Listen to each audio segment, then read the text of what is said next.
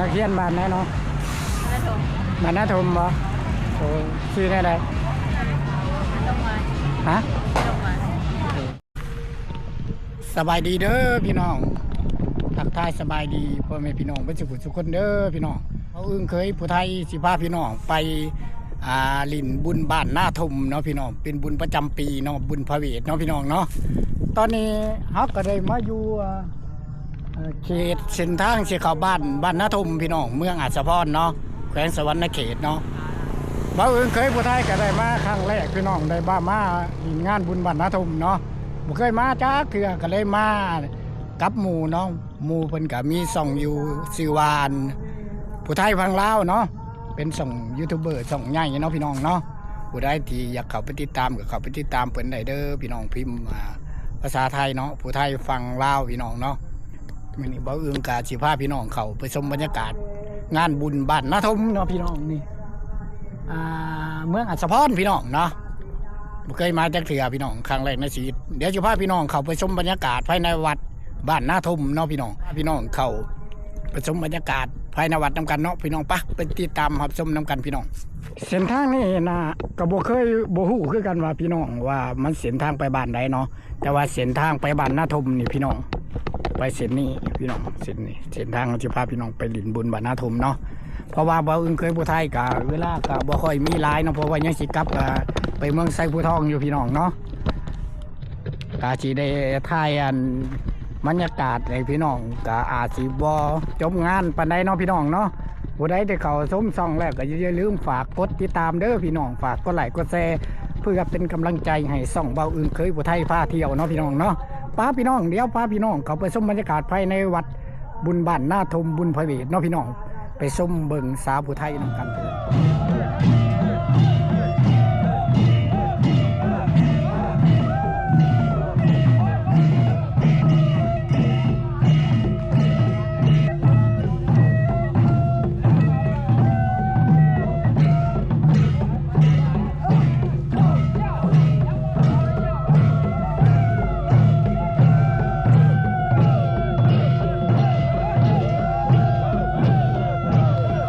พี่น้องเมื่อนี้ก็ได้มาร่วมงานกับ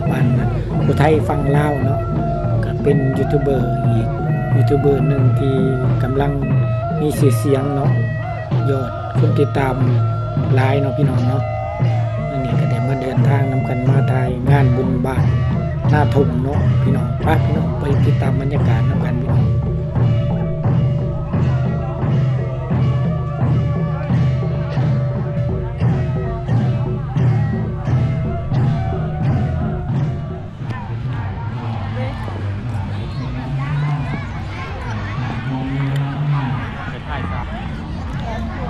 สบายดีพี่น้องตอนนี้เขาก็มาในงานบุญบ้านนาทมโคกเนาะพี่น้องเนาะครั้งแรกพี่น้องได้มางานบุญบ้านนาทมเนาะมียินได้ชื่อพี่น้องฮากามานี่เดี๋ยวสิพาพี่น้องย่างรอส้มบริเวณภายในวัดเนาะ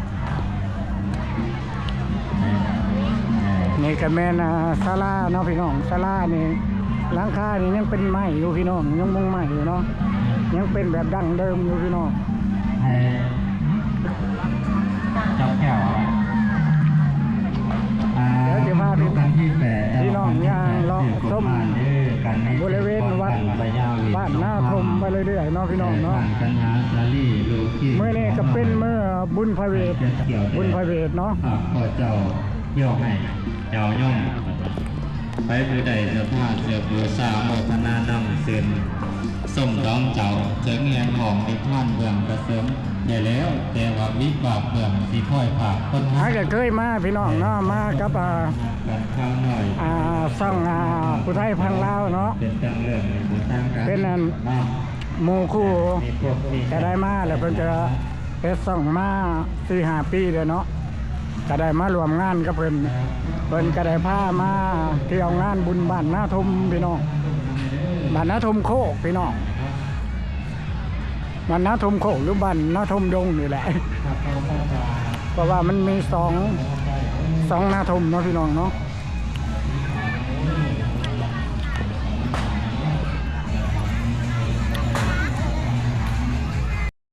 เ ตอนนิสยองตามตอนขี่หายเสียงพอย่างแต่ใจมุขท่านสนใจหลักผู้บานให้เราสองคนมัดทำลานน้อยสองสีต่อยขันหางตาลีลูกปะหาคนจากภาคได้ต้นคืนโลกหน้าตำรวจกับมหาญาติน้องดี แล้วก็เป็นสาวนักเรียนมต้นพี่น้องมันก็จะได้เตรียมมาเนาะก่อนใช้งานเนาะพี่น้องเนาะพาพี่น้องได้จะพาพี่น้องรอชมภายในงานเนาะก็มักสลีบังคลามก็มีพี่น้อง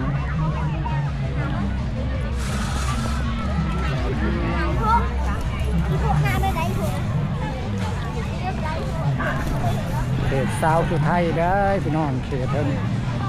น่าจะขึ้นกับเมืองอัศพรดู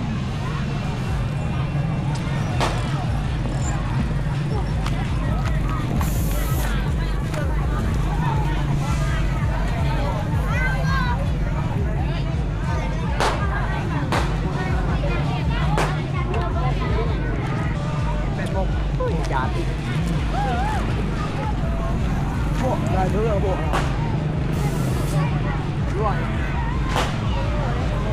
อันนี้นะนักเรียนบ้านไหนเนาะบ้านนาทมบ่โอ้ชื่อไหนได้ฮะขอบใจเด้อ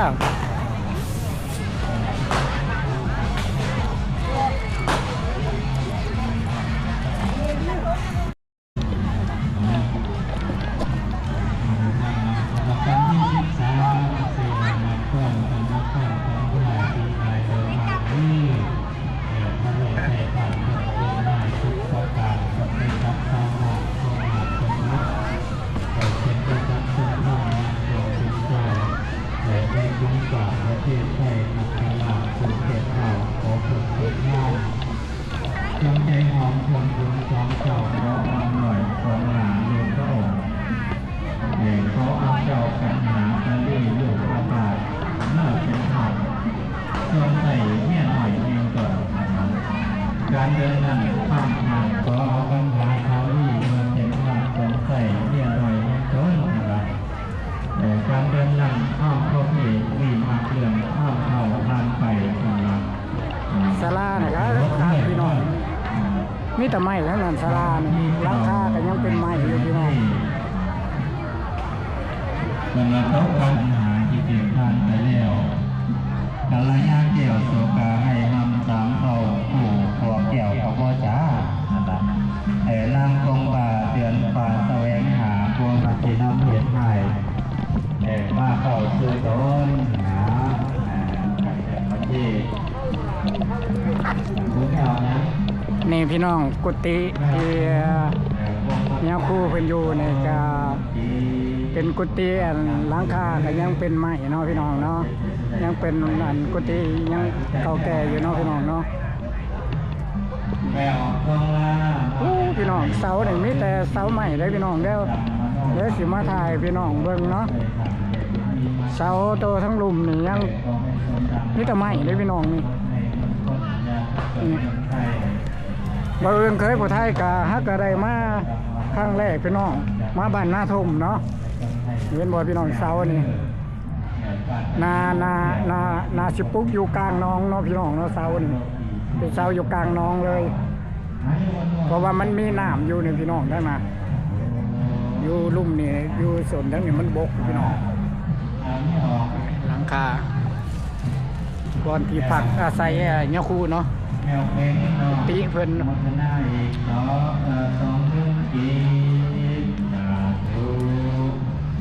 ยกวันโตสุขภาพรับร่างเด้อเป็นของขาดแก้วขาดกินเพียง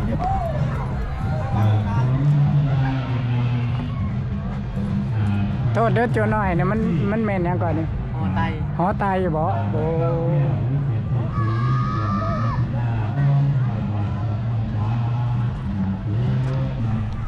ส่วนหลาย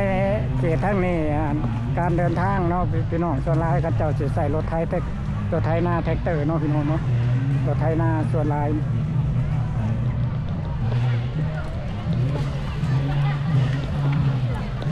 ไทยทั้งนั้น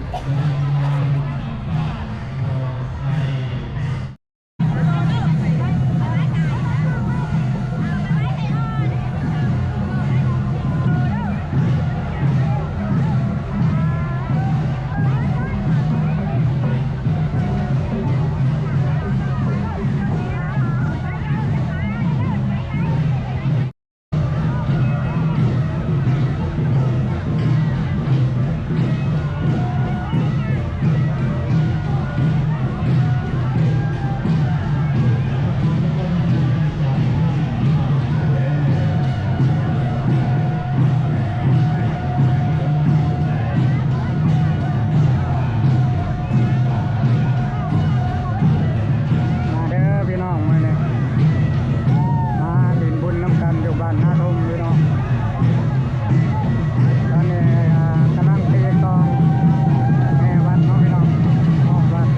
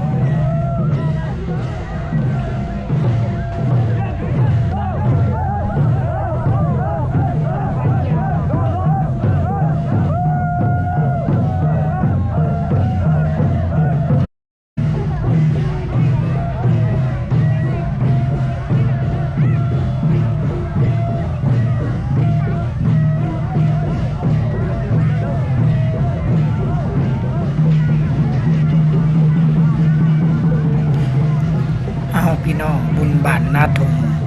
กันยังบ่ทันได้จบเนาะพี่น้องเนาะยังรอถ่าส้มอีกเด้อพี่น้องเด้อคลิป2คลิปนี้ก็สิบ่ได้เฮ็ดยาวพี่น้องเนาะถ้ารอส้มอีกคลิป2เด้อพี่น้องผู้ใดที่เขาส้มแล้วก็อย่าลืมฝากกดติดตามคลิปใหม่ๆเด้อพี่น้องเด้อเอาพี่น้องเจอกันคลิปหน้าพี่น้องบ๊ายบาย